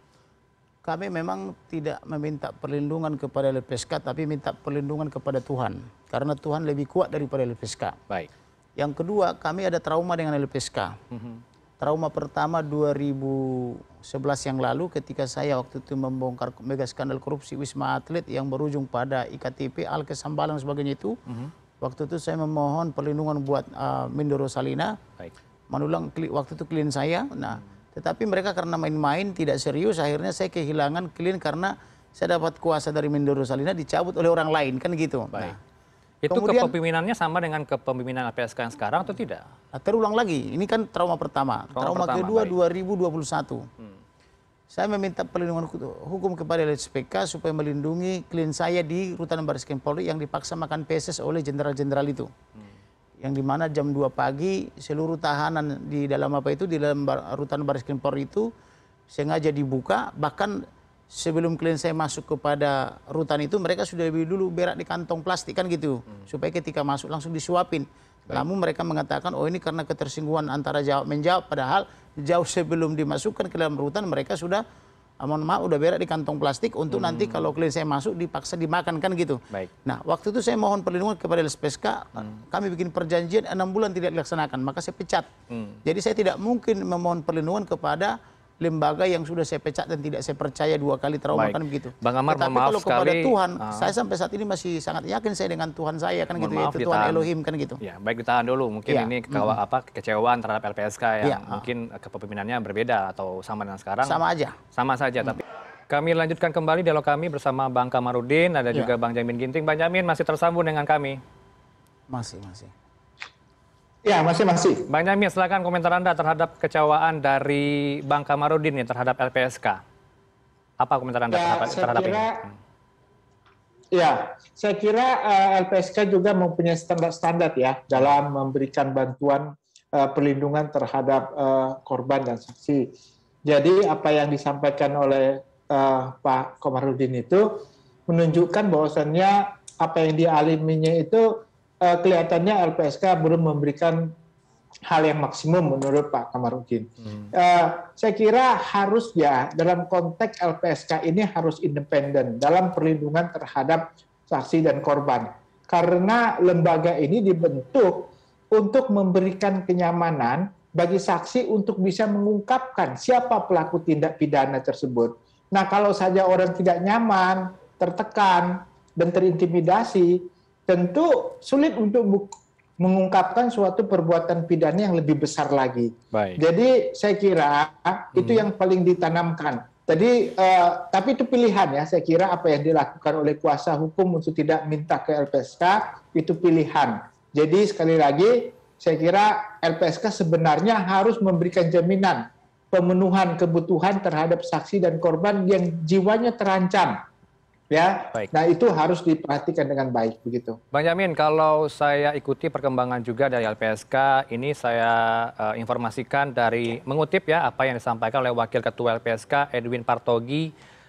Jika memang kalau Barada Eliezer mengajukan permohonan perlindungan ke LPSK, tapi syaratnya ia harus menjadi justice kolaborator. Kemudian Barada Eliezer ini juga bukan pelaku utama dan mau bekerja sama mengungkap peristiwa ini. Tanggapan Anda? Ya, jadi dia saksi korban. Jadi saksi korban dan saksi. Nah, kita lihat di sini dia adalah pelaku. Pelaku yang perannya kita tidak tahu. Tapi dalam konteks sampai saat ini ada pasal 5556. Nah, kalau dia nanti untuk saksi bagi pelaku yang lain bisa. Bukan buat dirinya sendiri. Dia saksi untuk pelaku yang lebih besar. Itu yang disebut sebagai justice kolaborator. Jadi dia akan mengungkapkan suatu kejadian yang lebih besar terkait dengan apa yang dia lakukan. Jadi itu bisa. Jadi bisa nanti LPSK memberikan perlindungannya. Cuma kekhawatiran dari penasihat hukum adalah yang melindungi mereka siapa. Kalau yang melindungi mereka adalah Polri sendiri, justru nggak efektif begitu. Maka harus ada lembaga selain Polri yang memberikan perlindungan begitu. Baik, ini juga akan berkembang kemudian pernyataan dari Edwin Partogi selaku pimpinan LPSK, Bang Jamin.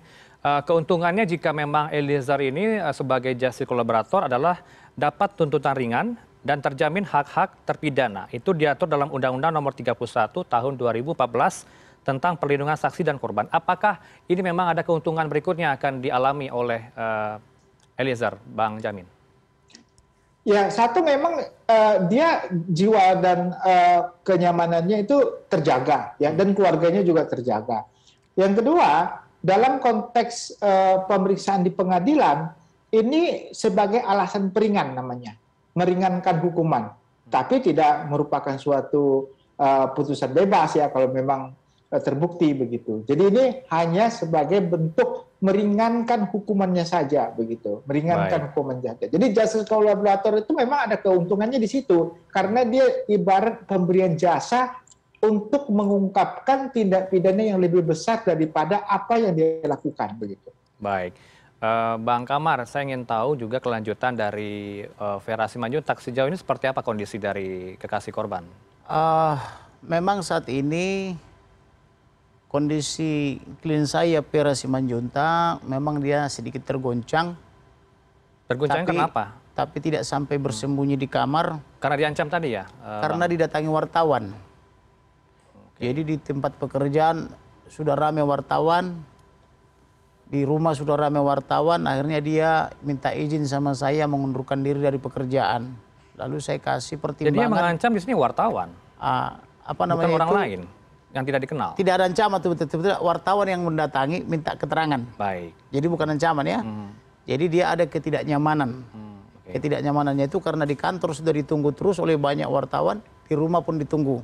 Baik, tidak benar berarti tempat ancaman, tapi tekanan. Itu bahasanya, Bang. Dibilang tekanan pun tidak, tapi ketidaknyamanan. Ketidaknyamanan. Ketidaknyamanan berarti karena tidak benar diancam? Tidak ada, tidak ada. Kita sudah serahkan kepada Tuhan, biar Tuhan yang melindungi. Kalaupun saya harus minta perlindungan kepada lembaga, saya lebih percaya kepada lembaga angkatan darat, laut dan udara. Baik. Kalau mereka mau bersedia melindungi, saya akan mengajukan permohonan. Baik. Tetapi kalau LPSK sampai dengan detik ini belum. Baik. Belum terpikir karena nggak mungkin orang yang saya pecat beberapa bulan yang lalu masih tahun ini. Baik. Lalu saya memohon lagi ke situ, itu kan sama aja saya menjilat ludah saya kan begitu. Saya orang yang gentleman sejak di kandungan ibu saya. Saya ingin tahu Bang Kamarudin terhadap apa respon keluarga dari almarhum Brigadir Yosua terkait dengan penetapan tersangka dari Eliezer ini. Apakah ada harapan berikutnya yang ingin disampaikan keluarga kepada publik? Tentu dan juga ada harapan, tapi Brigadir Eliezer ini hanyalah satu karena dia polisi paling rendah tingkat kepangkatannya di situ ya berada 2. Sebenarnya dia ini hanya satu yang dikorbankan. Kalaupun ada peran dia itu dia lebih kepada dikorbankan, bukan dia. Dan yang mengancam juga selama ini bukan dia. Nama yang mengancam ini sudah kami berikan kepada penyidik. Tetapi karena penyidik saya melihat mencantumkan pasal 55, 56 yang menyuruh melakukan, membantu melakukan, atau turut serta melakukan, itu kan masih berpotensi toh. Baik. Nah berarti kita berikan dulu waktu buat penyidik untuk menetapkan apa namanya tersangka-tersangka Bang Kamarudin, saya harus Tapi klarifikasi saya yakin, nih. Baik, ini penting baik. ini. Saya yakin ini tersangkanya minimal 9, bahkan belasan. Tersangkanya? Betul. Kenapa saya begitu yakin? Karena tindak pidana itu kan ada namanya delik omission. Ada delik commission. Commission itu artinya aktif melakukan kejahatan tindak pidana. Omission itu mengetahui tapi membiarkan. Baik. Tidak misalnya melaporkan kepada kepolisian atau tidak mencegah padahal dia mampu dan sebagainya. Itu apa namanya itu omission atau delik omission. Jadi baik yang aktif maupun yang membiarkan itu bisa sama-sama dipidana. Gitu loh. Apalagi ada lagi yang berperan menghilangkan barang bukti, itu juga tersangka. Atau lagi yang mencuri atau menggelapkan barang bukti, itu termasuk juga menghalangi penyidikan, kan begitu. Jadi tersangka ini yang Anda maksudkan berada dalam skuad lama tadi, yang Anda katakan ada skuad lama betul, yang betul. Karena yang mengancam itu kan dari skuad itu. Dan itu sampai dengan detik ini. Skuad lama ini apa, Bang? Kami tidak tahu soal skuad istilah itu ini. kan ajudan. Ajudan. Jadi mereka menyebut diri mereka itu skuad. Ada yang menjadi tersangka, potensi tersangka di luar skuad lama? Tentu ada. Yaitu tadi yang antara lain itu yang apa namanya itu, yang mengetahui tapi membiarkan atau bahkan ikut merekayasa atau kemudian menghilangkan barang bukti. Nah, di dalam perkara ini orang yang paling mendesak untuk dimintai keterangan adalah Ibu Putri. Karena Ibu Putri itu sudah sehat menurut pengacaranya kemarin ketika saya berdebat. Karena pengacaranya mengatakan siang malam dia bersama Ibu Putri. Berarti Ibu Putri sudah sehat sehingga dia bisa membuat pernyataan-pernyataan yang menuduh saya sebagai apa namanya itu, sebagai apa itu, ahli nujum, tukang sihir, diancam mau dipidana, mau perdata dan sebagainya. Orang udah sehat berarti sudah bisa mengancam toh. Karena kalau dia masih tertekan, masih belum stabil, tak mungkin dia bisa mengancam-mengancam. Oleh karena itu, karena ada pengakuan dari pengacaranya, apa namanya, dia bersama ibu itu siang malam, maka ayo dong Pak Polisi, Pak Penyidik, periksa dong ibu itu. Nah, sedangkan ibu itu di hari-hari awal aja sudah bisa membuat laporan ke Komnas Perempuan, sudah bisa membuat laporan ke Polres Jakarta Selatan, sudah bisa membuat laporan ke LPSK. Pertanyaannya, apakah ibu itu datang ke SPKT Polres Jakarta Selatan? Lihat dong CCTV-nya. Siapa yang melaporkan, apakah kuasa hukumnya atau ibu itu langsung. Tapi kalau kita dengarkan penjelasan-penjelasan Karopenmas kan bapak dan ibu yang melaporkan langsung. Demikian juga ke Komnas Perempuan dan LPSK. Masa bisa membuat laporan yang tidak sehat? Nah kalau diterima laporan yang tidak sehat, jangan-jangan laporan fitnah atau pencemaran nama baik kan gitu, atau laporan palsu kan, sebagaimana dimaksud oleh 317, 318 KUH pidana. Oleh karena itu, karena sudah ada pengakuan sehat dia dari apa namanya, dari pengacaranya, sudah setiap hari bisa membuat pernyataan-pernyataan, ayo dong Pak Polisi, kita dorong bila perlu bawa ke pembantaran untuk menguji apakah dia sudah sehat atau masih terguncang. Kan begitu. Bang Jamin masih tersambung dengan kami? Ya, masih. Kami minta respon Anda nanti usai jeda. Tetaplah bersama kami di CNN Indonesia Breaking News. CNN Indonesia Breaking News. CNN Indonesia Breaking News. Kita lanjutkan kembali dialog dalam CNN Indonesia Breaking News. Bersama kami dua narasumber, ada Bang Kamarudin Simajuntak selaku kuasa hukum dari almarhum Brigadir Yosua, dan juga tersambung melalui sambungan daring, sambungan Zoom, Bang Jamin Ginting. Bang Jamin masih tersambung tentunya ya, Bang Jamin. Kalau tadi disebutkan oleh Bang Kamarudin nih, ada potensi 9 tersangka. Ini termasuk dalam dugaan skuad lama. Di luar skuad lama juga ada. Anda menganalisanya seperti apa? Ya, kalau konteksnya adalah pembunuhan berencana, tentu ada tindakan perencanaan. Semua orang yang mempunyai niat untuk melakukan pembunuhan, niat tersebut terkumpul dalam suatu permufakatan jahat. Nah, permufakatan jahat inilah nanti dijadikan dasar siapa yang melakukan peran A, peran B, peran C, peran D. Baik. Nah, itu niatnya sudah sama, tinggal terkait dengan yang mengeksekutor. Eksekutornya siapa? Nah, dari eksekutor inilah nanti akan ditemukan kaitan antara orang-orang yang disebutkan kalau memang ada 9. Perlu kita Ini ketahui, Barada Eliezer, Bang Main, maaf Ya. saya potong. Ini Eliezer statusnya eksekutor. ya kalau dia nanti, kan ini sudah ditetapkan sebagai Baik. pembunuh. Hmm, Nah, kalau pembunuh berarti kan dia mengeksekusi. Baik. Mengeksekusi, kecuali nanti ada bukti lain selain dia, berdasarkan alat bukti yang ada senjata lain atau proyektil lain yang digunakan selain dari senjata yang digunakan saat ini. Nah, kalau itu mungkin nanti bisa eksekutornya lebih dari 1, begitu. Nah, di lain itu juga karena ini adalah pembunuhan, bukan kaitan dengan penganiayaan yang mengakibatkan kematian, maka nanti dilihat siapa yang menyuruh melakukan, siapa yang menyediakan sarana dan prasarana, dan itu yang nanti bisa dijadikan dasar yang terkait dengan perbuatan 388. Nah, kalau nanti sudah terbukti, maka ini pasalnya bisa berubah, Mas. Baik. Bisa jadi ke 340, karena ini kan ada dasar motif perencanaan yang sudah dilakukan sebelumnya, begitu. Ini motif dugaan pembunuhan berencana setelah ditemukan di pengadilan dalam pasal 340, Bang Jamin? Enggak, bisa saja nanti pengembangan dari penyidikan. Kan Sebelum ini kan P21 berarti masih ya? Dalam, Sebelum P21? masih jauh. Masih jauh. Masih jauh. P21 itu masih jauh.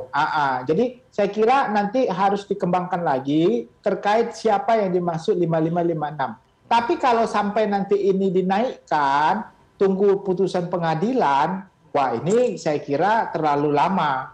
Nanti masyarakat sudah hilang pengawasannya gitu loh. Jadi Baik. strateginya kalau seperti itu kemungkinan nanti kasus ini akan berlarut-larut ya, tidak akan selesai. Kalau satu-satu dicicil, satu orang dulu, baru kedua, ketiga, keempat, saya kira nanti akan terlalu lama begitu.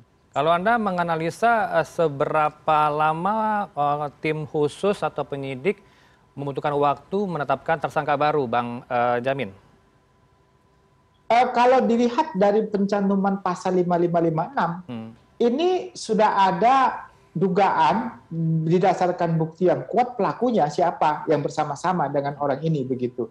Mengenai jumlah tentu ada dalam penyidik ya. Baik. Mengenai siapa dan berapa banyak. Tapi saya lihat ini tinggal satu langkah yang cukup cepat untuk bisa menyatakan ini benar-benar bisa dijadikan dasar untuk menetapkan tersangka berikutnya. Karena semua sudah diperiksa. Ya, kalau semua sudah diperiksa, tinggal bagaimana mengaitkan ya antara satu dengan lainnya. Dan itu juga saya kira tidak begitu lama ya. Baik. Untuk bisa menetapkan itu. Anda melihatnya nanti tentu kan akan diperiksa Eliezer di hadapan penyidik soal kasus ini.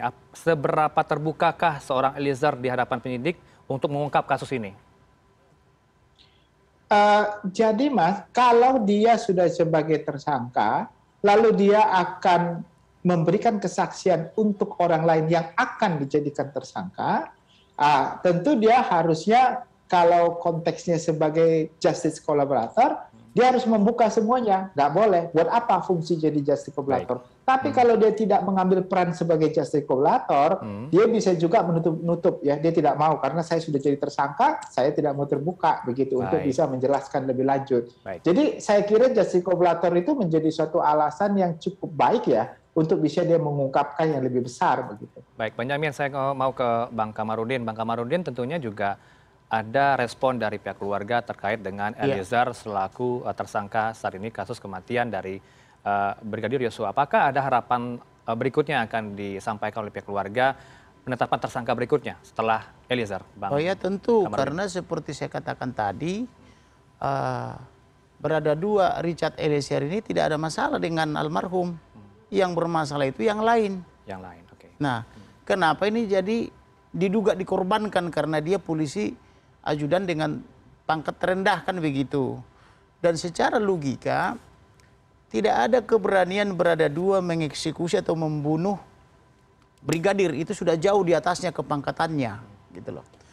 Kemudian apa namanya terkait dengan yang tempo hari dikatakan oleh Karopenmas tembak menembak juga tak ada saksinya.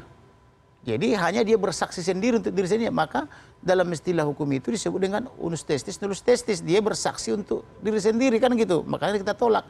Demikian juga ibu kan dibilang kan ada di kamar dia Ibu Putri. Baik. Katanya kan ini kan cuma katanya pengacaranya kan dia katanya menjerit. Nah, tetapi sampai sekarang ibu kan tidak pernah nongol mengatakan dia menjerit toh. Maka oleh karena itu karena selama ini ibu ini adalah sangat baik kepada almarhum dan sangat baik juga kepada adiknya. Baiknya ini seberapa lama, berapa tahun baiknya ke almarhum? Termasuk ke adiknya? Sejak dia dari Pidum Polri dipindah ke jadi ajudan. Baik. Nah, dia ini kan anak yang manis, anak yang cekatan dan terampil. Makanya dia terpilih oleh Pak Perdi Sambo dibawa jadi ajudan. Dan diberikan kepercayaan-kepercayaan yang lebih. Ada informasi diberikan hadiah. Ini hadiah Ada kepada hadiah tanggal almarhum 1 Juli. saja atau adik almarhum? Tanggal 1 Juli sebelum mereka ke Magelang, itu adiknya yang juga anggota Polri kerja di Yanma Polri, di Mabes ya. Dia dipanggil, saya tidak mengerti hadiah apa ini, diberikan dia uang 5 juta. Baik. Tentu kalau diperiksa itu di uang atau di bungkusnya itu masih ada sidik jarinya. Perlakuannya sama tidak dengan ajudan lain, Bang? Saya tidak tahu, tapi saya dengar tidak gitu. Kemudian dia diberikan dia dompet merek Pedro. Ini hadiah? Hadiah juga, udah saya foto itu dompetnya. Kemudian ada tas lagi dan sebagainya. Artinya dari sini bisa juga apa namanya ada kecemburuan di yang lain. Kenapa ibu? Kecemburuan di ajudan? Di ajudan lain. Baik. Sehingga diadu domba lainnya atau digesek kepada bapak bisa jadi. Yang menggesek siapa, Bang? Ajudan itu yang disebut dengan supak lama. Nah, karena ini kan pilihan ini. Bahkan saya mendapat informasi kalau ada misalnya tugas-tugas tertentu, misalnya mengantar sesuatu kepada rohaniawan itu ya, ini dipercaya. Baik. Jadi tuduhan mereka yang mengatakan, oh fotonya diancam, Baik. terus parfumnya dipakai, ini mengada-ada dalil tanpa bukti itu omong kosong. Baik. Makanya saya tolak. Kalau dia berperilaku menyimpang, tak mungkinlah Bapak Perdi Sambo sebagai Kadip Propam yang juga baru diangkat dia jadi Kasatgas Merah Putih per 1 Juli 2022 Baik. juga ikut juga masuk Kasatgas Merah Putih per 1 Juli gitu loh. Baik. Jadi oleh karena itu kehadiran Ibu Putri untuk segera bicara sangat diperlukan. Bahkan saya sudah menawarkan diri kemarin di Barreskrim Polri. Saya mau bertemu dengan Ibu Putri. Baik. Saya mau mendengar curahan hatinya supaya kita mengerti masalah ini. Nah, oleh karena itu juga saya katakan kepada mereka, lebih bagus berterus terang. Oke. Nanti kita carikan solusinya. Kalau sudah berterus terang, siapa yang mengeksekusi, siapa yang menembak, siapa yang mematah-matahkan jarinya dengan apa dipatah-patahin termasuk tangan dan kakinya itu. Bang Kamar. Kan lebih simpel. Baik, Bang Kamarudin dan juga Bang Jamin, ini closing statement ya sebelum dialog ini berakhir. Siap. Harapan Bapak-Bapak nih terkait dengan kasus kematian almarhum Brigadir Yosua setelah ditetapkannya Eliezer sebagai tersangka. Saya ke Bang Jamin terlebih dahulu. Siap. Bang Jamin silakan. Terima kasih. Saya kira kita lebih mempertahankan negara kita di mata dunia dan di mata masyarakat untuk dipercaya, khususnya kepada Kepolisian Republik Indonesia, lebih bisa dipercaya lagi untuk bisa menegakkan keadilan dan kebenaran. Nah, kalau konteks apa yang dikatakan Pak Presiden dan juga Pak Kapolri harus dengan transparansi dan independensi. Itu makna kata yang harus dijaga untuk dipercaya. Kalaupun nanti terbukti adanya perwira yang seandainya ya ada perwira yang terlibat siapapun itu, lebih baik menyelamatkan institusinya dari menyelamatkan orangnya begitu. Baik. Silakan Anda terakhir, tapi singkat saya, saja Bang Kamar. Kalau statementnya kepada Brada Eliezer, katakan yang sejujurnya, jangan mau dikorbankan, ya. Kamu boleh berbohong, tetapi Tuhan tidak suka yang berbohong. Katakan iya di atas iya, tidak di atas tidak. Lebih daripada itu adalah dusta. Dusta itu berasal dari si jahat, tertulis dalam kitab Matius, ya. Kemudian kamu berbohong misalnya mengakui perbuatan yang tidak kamu lakukan, itu membebani institusi Polri. Tapi kalau kamu berterus terang, demikian juga pelaku lainnya berterus terang, nanti kita cari unsur yang meringankan. Saya janjikan, saya ajak nanti keluarga untuk untuk memberikan maaf apabila kalian jujur dan berterus terang. Karena bagi kami yang lebih penting adalah negara ini harus eksis. Yang berikutnya, Polri itu harus menjadi lembaga terhormat dan berwibawa, yang humanis, supaya dia bisa dipercaya sebagai pelindung, pengayom, dan pelayan masyarakat. Itu yang lebih tinggi kepentingannya. Oleh karena itu, siapapun kalian yang diduga sebagai pelaku, segeralah jujur dan berterus terang, karena Tuhan melihat kamu. Kamu tidak bisa melawan hati nuranimu. Sekiranya saya bertatapan mata dengan kamu, kamu tidak sanggup menatap mata saya, karena mata adalah jendela hati. Oleh karena itu, saya menghimbau saudara-saudara, jangan menambah dosa lagi. Segeralah bertobat dan sadar, supaya Tuhan mencintai kamu dan memberikan pengampunan. Gitu kira-kira, Pak. Kita serahkan ke kepolisian karena sudah menjamin akuntabilitas dan juga integritas dari kepolisian. Bang Kamarudin dan juga Bang Jamin Ginting, terima kasih atas waktunya. Bang Jamin Ginting, ahli hukum pidana, dengan kami CNN Indonesia Breaking News, dan juga Bang Kamarudin Simajuntak. Terima kasih atas waktu Anda di studio kami, selaku dari tim kuasa hukum almarhum Brigadir Yosua. Breaking News CNN Indonesia akan kembali bersama rekan saya, Rizky Harisnanda. Saya Heranov Al-Bashir. Selamat siang, sampai jumpa.